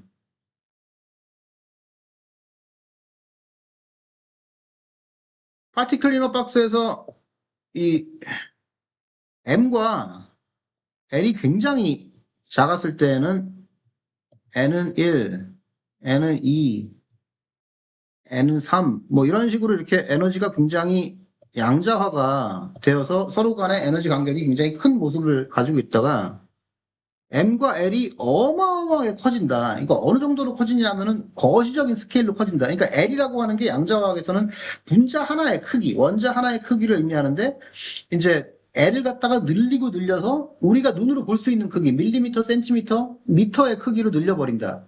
그리고 이제 여기서 예를 제가 이제 전자와 당구공의 예를 들었습니다만은 무게 M을 늘리는데 M을 이제 이 미시적인 세계, 여기 미시적인 세계에서는 우리가 이제 전자의 이 질량 하나로 생각을 했는데 엄청 가볍겠죠, 그죠? 근데 M을 늘리고 늘려서 당구공 하나의 이제 이 질량으로 늘린다. 그래서 여기에서는 우리가 이 어떤 이 파티클리너 박스에 생각할 때 전자가 물론 이제 제가 3차원적인 시스템인데 그냥 1차원으로만 이렇게 표시를 했는데 마치 이제 양자수가 하나만 있는 것처럼 표현을 했는데 사실은 이제 3차원적으로 표현을 하고 이제 양자수도 3개를 여기다 넣어서 표현을 하는 게 맞긴 맞겠죠. 근데 그냥 편의상 간단하게 하기 위해서 1차원적으로만 표현을 했는데 분자 안에 갇혀 있는 전자는 이 분자라고 하는 이 어떤 제한된 공간의 사이즈 L도 굉장히 작고 전자 M도 굉장히 작기 때문에 여기서는 이제 양자화가 굉장히 심하게 되어 있고 이 인접한 에너지 간격 사이가 이렇게 띄엄띄엄 떨어져 있는데 만약에 M이 이제 더 이상 전자의 무게가 아니라 이제 당구공의 무게다. 그죠? 그리고 이제 이 L이라고 하는 게 더 이상 분자의 크기가 아니라 당구공 대 크기다. 라고 한다면은 그리고 이제 가상적으로 만약에 당구공이 이제 실제로는 2차원적으로 움직이지만 뭐 당구공이 이제 전자와 똑같이 뭐 똑같은 차원에서 움직일 수 있다. 뭐 1차원이 됐건 3차원이 됐건라고 생각을 하게 되면 이 경우에는 결국은 이 ML이 커지면 커질수록 이 각각의 에너지 준위가 다 내려오고 서로 간의 간격이 좁아지면서 그냥 이 에너지 준위들이 다 이렇게 붙어 있는 것처럼 보이게 된다. 그래서 여기가 N이 1, 뭐 N이 2, N이 3, 다 여기에 있겠죠. 그죠? 뭐 이렇게 되게 됩니다. 그래서 거시적인 세계에서는 에너지가 양자화가 되어 있지만 양자화가 되어 있는 것이 잘 안 보인다는 얘기가 되는 것이죠. 이게 거시적으로 우리가 양자화가 없는 것이 아니라 거시적인 세계에서는 에너지가 양자화가 되어 있긴 되어 있는데 그 양자화된 에너지 사이의 간격이 너무 좁기 때문에 마치 서로 붙어 있는 것처럼 보일 뿐이다. 점이 이렇게 막 아주 미세한 간격으로 있으면 눈으로 보기엔 선으로 보이잖아요, 연속적으로. 근데 자세히 보면 이제 점이죠. 그죠? 그러니까 불연속적으로 있는 것이지만은 우리 세계에서 우리가 느끼기에는 그냥 연속적인 것처럼 보인다라고 하는 게 이제 이 양자화학을 기반으로 해서 이제 이 뭔가 거시적인 세계까지를 설명하는 방식이 되어 있고 사실은 이 내용이 뭐 끝에 연력학까지 이제 설명을 하는데 계속 이어지게 됩니다. 연력학은 우리가 알다시피 이제 거시적인 세계를 기술하는 학문인데, 그죠? 이제 이 미시적인 관점에서의 어떤 그 파동성과 입자성, 이중성을 기반으로 한 이런 설명이 사실은 그 연력학을 설명을 하는데도 계속 이제 이어지게 되는 것이죠. 자, 핵심 결론은 운동 에너지는 정수의 제곱에 비례하지만은 상자 크기와 입자의 질량이 클수록 에너지 간격은 매우 작아지고, 그래서 전자는 에너지가 이렇게 훅훅 이렇게 위로 올라가지만은 당구공은 스르르 에너지 준위 사이의 간격이 너무 작기 때문에 마치 연속적인 에너지 준위를 가지고 있는 것처럼 보이게 되고 우리 눈에는 당구공에 대해서는 당구대를 불러가는 당구공에 대해서는 양자역학적인 현상이 이 에너지 양자화가 보이지 않게 된다. 없는 것은 아니지만 안 보일 뿐이다. 자, 그래서 이제 뭐 퇴화도, degeneracy에 대한 이야기를 조금 해봐야 될 것 같습니다. degeneracy, generacy, 뭐 축퇴라고도 표현을 하고 뭐 퇴화도라고도 표현을 합니다. 축퇴라고도 표현을 하고 뭐 퇴화라고도 우리말로는 표현을 합니다. 자, 입자가 가질 수 있는 에너지 상태의 중복도가 되겠습니다. 뭐 1s 오비탈, 그 다음에 이제 2s 오비탈, 2p 오비탈 이렇게 있죠. 그러면은 여기에는 전자가 2개밖에 못 들어가는데 여기에는 맥시멈 6개가 들어갈 수 있지 않겠습니까? 그러니까 2p 오비탈 같은 경우에는 같은 에너지의 그 상태의 중복도가 여기는 1인 반면에 여기는 3이 되는 거죠. 그러니까 이제 p 오비탈의 에너지 준위에는 전자가 3배가 더 많이 들어갈 수 있게 되겠죠. 여기서는 이제 전자가 2개씩밖에 못 들어가는데 여기에는 6개가 들어가겠죠. 그럼 여기가 이제 퇴화도가 뭐 여기는 퇴화도가 1인데 여기는 퇴화도가 3이다. 그죠? 이게 에너지 상태가 중복이 3개가 돼 있으니까 2p 오비탈에서는 뭐 이렇게 볼 수가 있게 되는 겁니다. 그런 개념이 되겠습니다. 자, 그래서 이제 1차원 운동 에너지, 3차원 운동 에너지 우리가 다 식으로 살펴봤는데 자, 만약에 LX, LY, LZ가 다 같다고 칩시다. 그러니까 정육면체라고 보자는 거죠. 이 상자의 길이가 정육면체라고 만약에 본다면 상자의 길이가 LX, LY, LZ가 다 같기 때문에 이 갇혀있는 입자가 갇혀있는 이 포텐셜 에너지의 박스가 무한대의 포텐셜 에너지를 가지고 있는 그 박스가, 그러니까 입자가 이제 침투해서 밖으로 나갈 수 없는 이제 그런 박스를 의미를 하게 되는데, 제가 지금 방금 설명드린 그 입자의 침투와 관련돼서도 터널링과 관련해서 뒤에 또 설명을 드릴 겁니다. 나중에. 여하튼 간에 이제 그런 제한된 그 박스가, 세 변의 길이가 똑같다라고 했을 때는 이제 이 식에서 nx제곱 더하기 ny제곱 더하기 nz제곱 어떤 특정한 입자가 3차원 박스에 갇혀 있는데 박스가 정육면체다라고 한다면은 결국은 요 값이 같으면은 에너지는 같아지게 되는 거죠. 그죠? 여기 이제 lx제곱, ly제곱, lz제곱이 다 같은 값이라고 한다면은 nx, ny, nz가 다른 값이라고 하더라도 이제 nx 제곱 더하기 ny 제곱 더하기 nz 제곱이 같으면은 에너지는 같아지게 됩니다. 그래서 이제 그 조합이 몇 개냐가 결국은 이제 축퇴도 내지는 퇴화도 degeneracy가 되는 것이죠. 자, 처음에 이제 가장 에너지가 낮은 상태는 이제 nx, ny, nz가 111인 상태가 되겠습니다. 111인 상태가 되겠고 그 위에는 이제 당연히 이제 211일 텐데 211, 121, 112 그러니까 nx가 2냐, ny가 2냐, nz가 2냐, 그것만 차이가 있는 거죠. 근데 이 세 개는 사실은 에너지는 같죠. 211, 121, 112는 다른 양자수들의 조합이지만은 에너지는 같습니다. 그래서 여기는 이제 퇴화도가 3개가 있다. 3개의 3중 퇴화가 된다. 3중 퇴화도가 있다. 뭐 이렇게 뭐 말씀드릴 수가 있겠습니다. 영어로는 뭐 트리플리 디제너레이트. 뭐 이렇게 표현을 할 수가 있게 되겠습니다. 그 다음에 예를 들어서 뭐 156, 165, 516 등등등. 그 다음에 237, 273 등등등. 여기 이제 여기가 6개. 그죠? 그 다음에 하나, 둘, 그죠? 그 다음에 여기가 6개. 이 12개는 이 가로 안에 이제 nx, ny, nz가 써 있는 건데 다 nx, ny, nz는 다 다른 값이죠. 이 12개가. 근데 걔네들을 다 제곱을 해가지고 더하게 되면 다 그 값은 62가 나오게 됩니다. 그래서 이 12개 상태도 결국은 퇴화가 되어 있다. 에너지가 같다. 그래서 이 경우에는 퇴화도가 12다. 뭐 이렇게 이야기를 합니다. 그러니까 에너지가 꼭 그런 건 아닌데 이제 에너지가 증가하면 증가할수록 전반적인 경향성은 퇴화도가 더 높아지는 경향성으로 가게 됩니다. 왜냐하면 에너지가 높아지면 높아질수록 결국은 그 에너지 값을 갖는 nx, ny, nz의 조합의 개수가 더 많이 늘어나게 될 가능성이 많겠죠. 뭐 꼭 그런 건 아니겠지만. 그래서 에너지가 높아지면 높아질수록 퇴화도가 점점 더 높아지는 경향을 갖게 됩니다. 그래서 일반적으로 이제 뭐 n이 1이고 여기가 n이 뭐 예를 들어서 무한대로 간다라고 하면은 우리가 이제 여기는 스테이트가 하나만 있는데 에너지가 높아지면은 이제 스테이트가 점점 늘어나는 뭐 이제 이런 전반적인 경향성을 띠면서 이제 이쪽 축이 에너지고 이쪽 축이 퇴화도라고 했을 때 이쪽 축이 퇴화도라고 했을 때 점점 이렇게 퇴화도가 좀 증가를 해 나가는 뭐 이제 이런 전반적인 경향성을 띠게 된다. 꼭 다 그런 건 아니지만. 그리고 이게 이제 이 개념 이것도 사실은 그 물리화학에서 여러 가지 개념을 이해하는데 사실은 굉장히 중요합니다. 그래서 에너지가 높아지면 높아질수록 그 상태의 개수가 많아지는 경향을 띠게 된다. 이 퇴화도가 높아지는 것과 같은 개념이라고 사실은 보시면 됩니다. 자, 이제 노드가 무엇인지에 대해서 이야기를 해봐야 되는데, 노드는 파동함수가 플러스에서 마이너스로 변하는 지점. 여기서는 이제 요 중간에, 다시 파티클러 박스로 돌아와서, 반파장이 L과 같은 거, 파장이 L과 같은 거, 파장의 2분의 3이 L과 같은 거, 이렇게 N이 0인, N이 1인 거, 2인 거, 3인 거, 이렇게 이제 그 세 개의 1차원 파에 대해서, 노드는 이제 이 X는 0과 L이 아닌 그 사이의 값에서 이제 파동함수 값이 0이 되는 그 지점을 노드라고 하고, 그럼 여기에는 노드가 없고, 여기가 노드가 되겠고, 여기가 노드가 되겠고, 이 값은 사실은 그러면 파동함수의 제곱을 표현했을 때는 파동함수의 제곱이 0이 되는 지점, 파동함수의 뭐 제곱이 0이 되는 지점이 또 노드다라고 이렇게 표현할 수 있게 될 겁니다. 여기선 파동함수의 제곱이 이제 이런 식으로 될 거니까, 그죠? 그럼 여기하고 여기가 노드가 되는 거죠.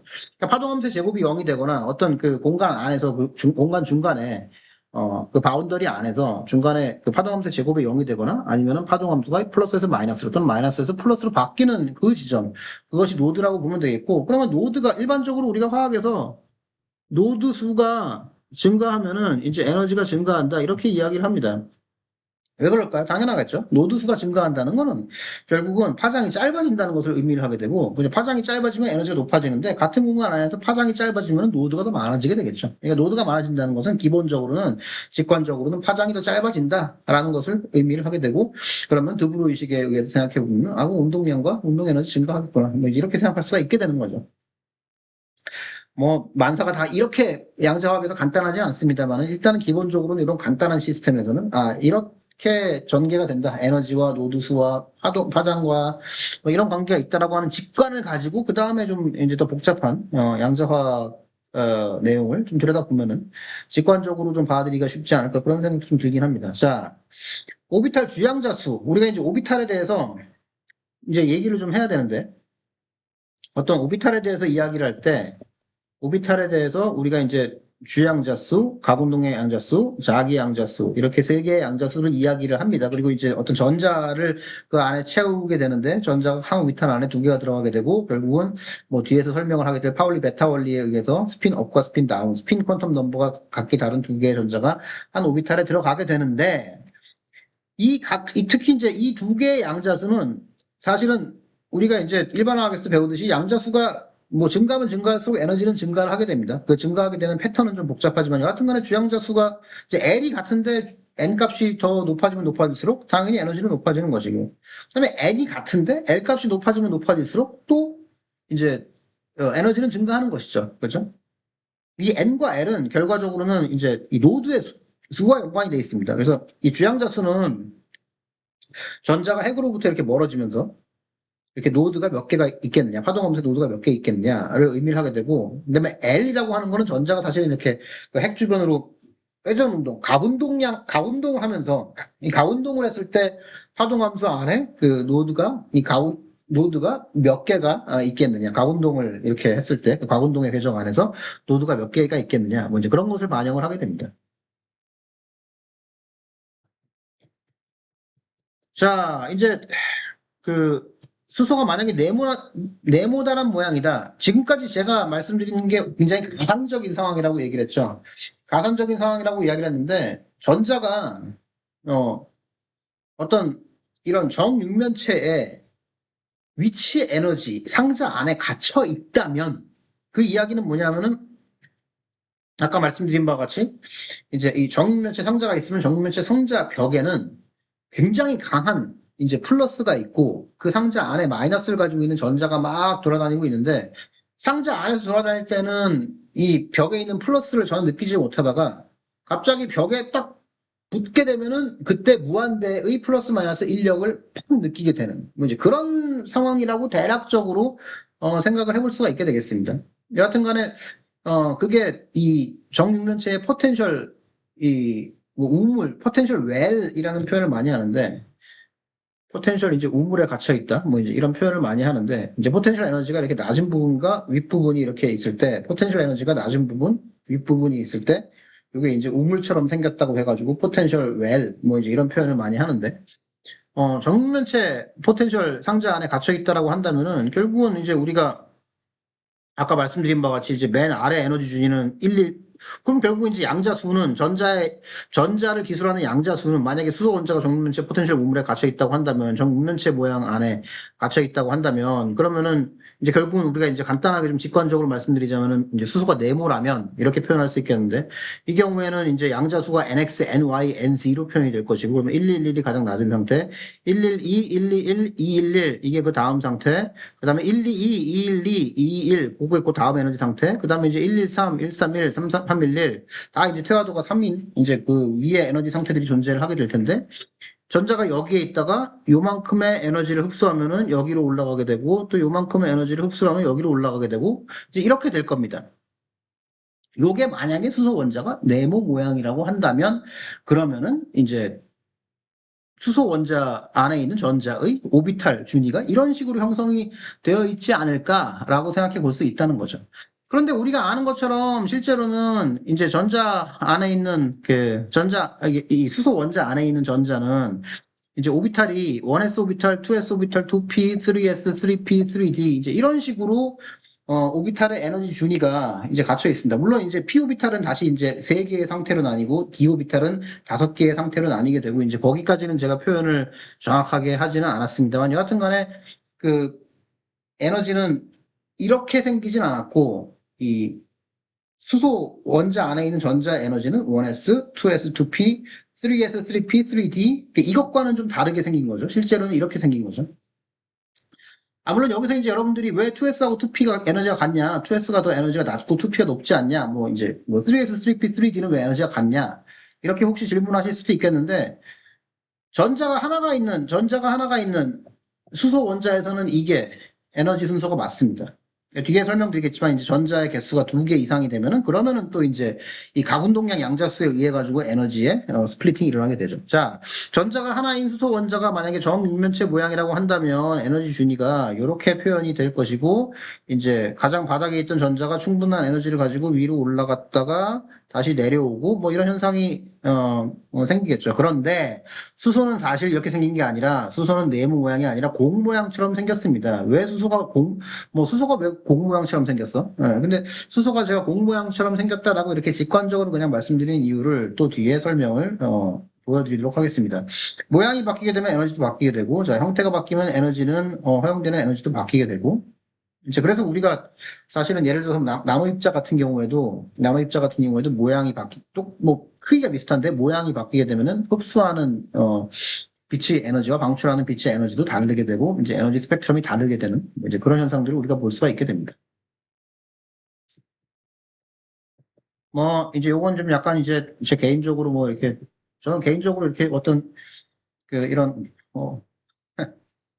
뭐라고 해야 될까요? 이제 뭐 좀 거창한 말로는 이제 어떤 그 과학적인 내용을 가지고 뭔가 철학과 연계를 좀 시키고 뭐 이제 이런 거를 좋아하는데 뭐 좀 쉽게 직관적으로 말씀드리면 좀 이제 어떤 과학적인 내용을 기반으로 한 망상이라고 볼 수도 있겠는데 연속과 불연속의 만남, 입자는 탁탁 끊어지는데 파동은 연속적이고 그래서 연속인 파동의 개념이 갇힌 공간이라는 조건을 만나게 해서 에너지를 불연속적으로 만들게 되고 이제 파동의 연속과 에너지의 불연속, 연속과 불연속이라는 두 대비되는 개념이 양자화학에서 서로 만나게 되는데 이게 이제 마치 서로 양쪽에 있는 대비되는 개념인 것 같지만은 이제 종이가 이렇게 있는데 말면은 만나게 되듯이 파동과 파동의 연속과 에너지의 불연속이라는 두 개의 개념이 상대되는 개념인 것 같은데 양자화학에서 조건이 맞아서 이렇게 만나서 이제 하나의 학문 안에서 이런 개념을 이루게 됩니다. 이 양자화학에는 철학적인 이런 생각해볼 만한 요소들이 많이 있습니다. 사실은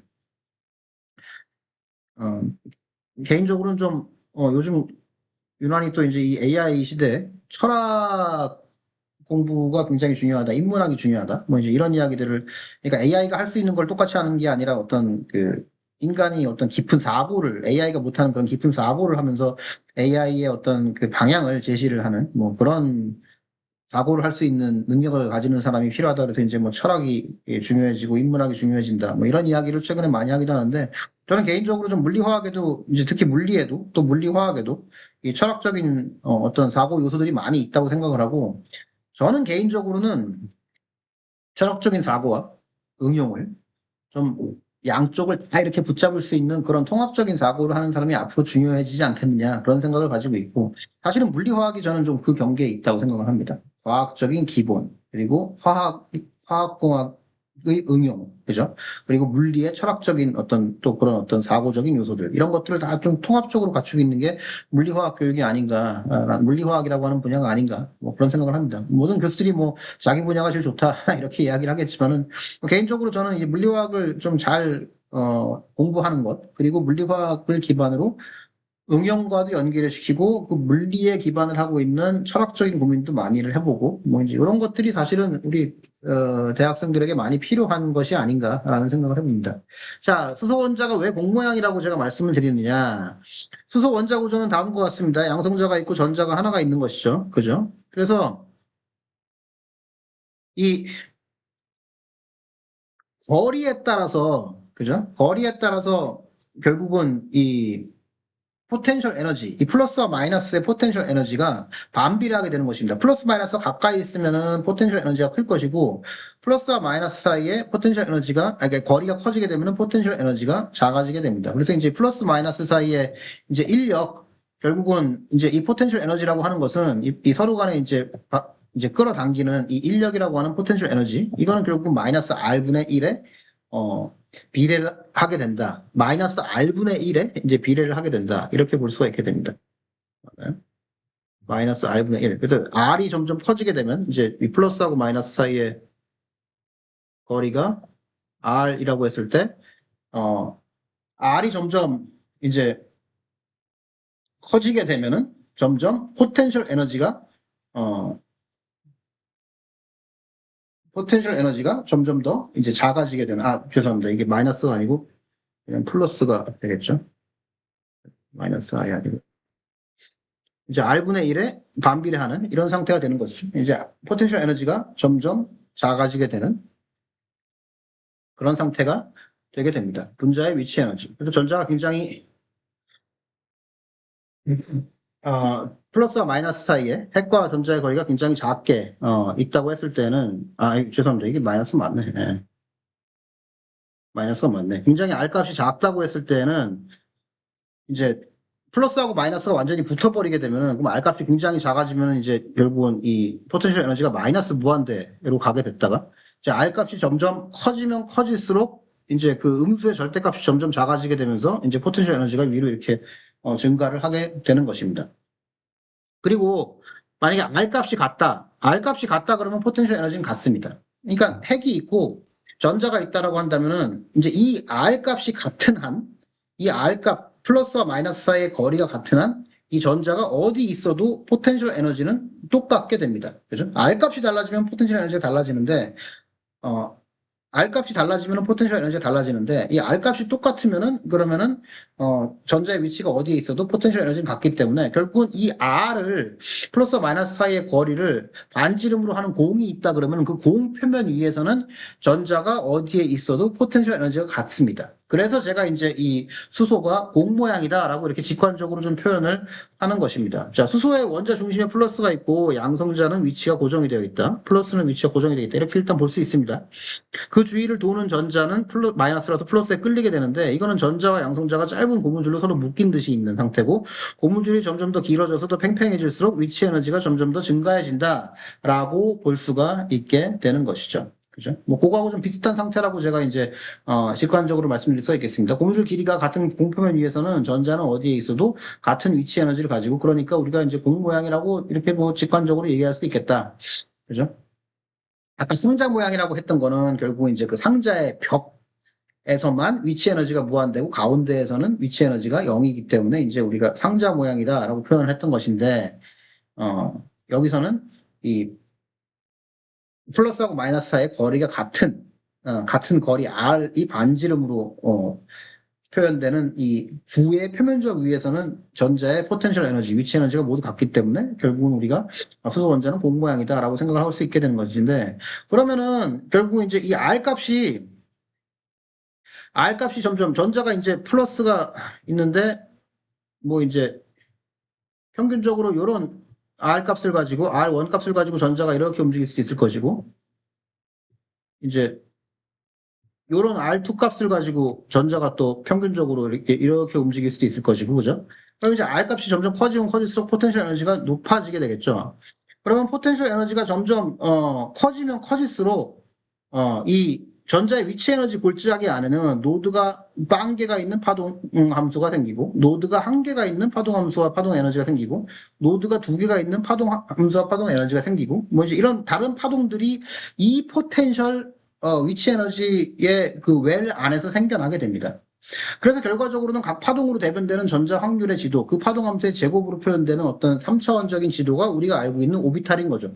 그러니까 노드가 하나도 없는 파동에 대한 이제 그 오비탈 파동 함수의 3차원 지도를 만들면 그게 이제 그 해당 에너지의 오비탈이 되는 것이고, 이 노드 1개, 2개, 3개짜리에 대해서 각각 우리가 그 지도를 만들 수 있고, 그것들이 이제 오비탈이다. 할 수 있게 되는 거죠. 아, 요거까지만 제가 설명을 드릴까요? 요거까지만. 오늘 첫 주는 이제 제가 강의를 2개를 올리려고 하는데 앞에 40분짜리 강의를 올렸고, 뭐 1시간 반 정도 강의 영상을 올리면 될 것 같은데, 요 정도까지만 일단 설명을 하겠습니다. 첫 주는 뭐 너무 이렇게 많이 안 하는 것으로. 제가 지금 슬라이드가 한 200장이 넘게 준비가 되어 있습니다. 근데 뭐 200장의 그 범위 안에서 다 다루려고는 하는데, 뭐 중간중간에 너무 복잡한 내용들은 좀 빼고, 다룰까 싶고, 너무 이렇게 여러분들한테 너무 많은 내용을 이렇게 설명을 드리는 것보다는 꼭 필요한 내용들을 중간중간에 설명드리면서 전체적인 큰 흐름을 여러분들께 알려드리는데 좀 집중을 해 보려고 합니다. 또 여러분들이 뭐 중간고사, 기말고사가 없기 때문에 이렇게 막 너무 그 세부적인 내용, 세세한 내용에 대해서 막 다 외워야 되고 뭐 이런 스트레스는 가지지 않으셔도 되고, 이 물리화학이라는 게 도대체 어떤 철학을 기반으로 하고 있는 어떤 학문인가를 조금 더 이렇게 생각하시면서 이 강의를 들으시면 좋지 않을까 그런 생각이 듭니다. 자, 그래서 우리가 만약에 이제 어떤 상자 안에 위치를 기술을 한다, 어떤 상자 안에 위치를 기술한다 그러면 그냥 x, y, z 값으로 그 위치를 기술하는 게 좋을 텐데, 이런 어떤 구면을 기술을 한다라고 하면은 공 모양으로 생긴 어떤 그런 무엇인가 안에서 어떤 입자의 위치를 기술한다라고 하면은 사실은 우리가 이제 새로운 좌표 계를 형성하는 생각해 보는 것이 좋습니다. 그래서 일반적으로 우리가 이제 이 x, y, z로 어떤 좌표의 위치를 표현을 할 때, 우리가 이제 카티지안 코디네이트, 그죠? 이런 어떤 직교 좌표계로 어떤 입자의 위치를 표현한다고 할 수가 있게 되는데, 공 모양의 수소 원자의 전자 위치는 새로운 좌표계로 기술을 하는 것이 훨씬 더 편합니다. 그래서 이제 우리가 일반적으로 XYZ에서는 뭐 여기가 원점이고 여기가 다 요 점이 이제 XYZ가 다 0, 0, 0인 원점이 되겠고, 그다음에 여기가 X축이고 Y축이고 Z축이고, 그래서 이제 XYZ 조합으로 어떤 입자의 위치를 공간에서 결정하게 되는데, 공 모양의 수소 원자 안에 있는 전자의 위치는 우리가 일반적으로 이제 이런 spherical coordinate, 구면 좌표계로 기술을 하게 되고, 어떤 위치가 여기 있다고 하고 원점이 여기 있다고 하고 여기 아마 이제 양성자가 이렇게 있는 위치가 원점이 되겠죠. 그래서 요 길이가 R, 그죠? 요 길이가 R. 일단 R이 같으면은 포텐셜 에너지가 같아집니다. 그래서 포텐셜 에너지가 같은 그 R 값이 하나의 좌표로 들어갈 때 이 기술이 굉장히 편해지게 되겠죠. R 값이 같으면은 사실은 이제 이 경우에는 X제곱 더하기 Y제곱 더하기 Z제곱이 같은 그 위치가 포텐셜 에너지가 모두 같다라고 이렇게 기술을 해야 되는데, 결국은 이건 수학적으로 너무 복잡해지고, 이런 구면좌표계로 바꾸게 되면 그냥 R이 같으면 포텐셜 에너지가 같다라고 표현할 수 있게 되고 훨씬 더 편해지게 됩니다. 모든 수학적인 기술이. 그 다음에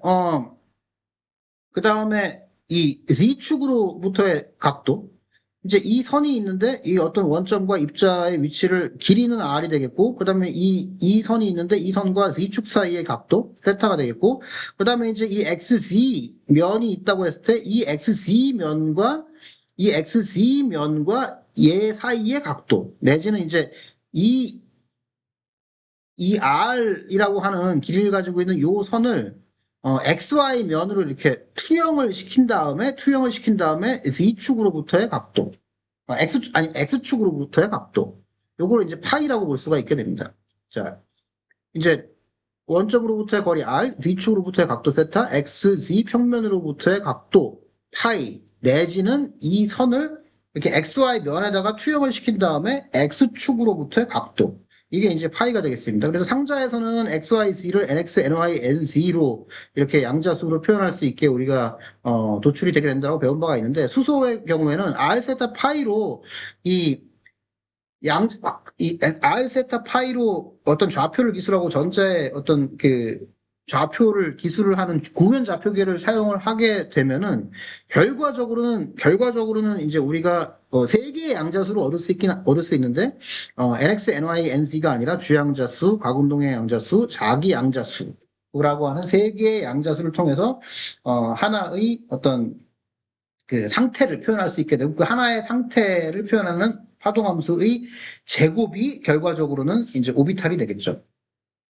물론 이제 뭐 하나의 상태, 이게 하나의 상태인데, 이제 경우에 따라서는 이제 이게 이제 그냥 단일 상태가 아니라 뭐 p 오비탈 같은 경우에 3, d 오비탈 같은 경우에는 5의 어떤 그 축퇴가 존재할 수 있는 그런 상태가 되겠습니다.